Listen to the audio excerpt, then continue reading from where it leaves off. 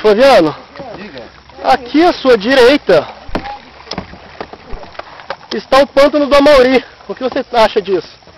Olha, é uma perspectiva totalmente nova, né, do pântano. Eu acho que eu nunca tinha visto o pântano por esse ângulo, efetivamente.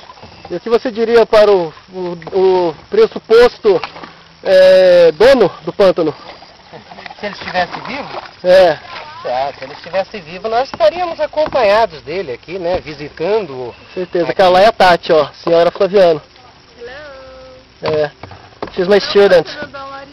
Yeah, she's my student. Alright. E aí? E você?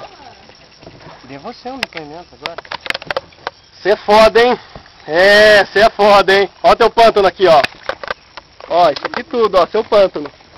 Não é mais, é nosso por uso capião. Faz mais de 5 anos que você não pisa nessa bodega. Tchau. Boa. Tchau.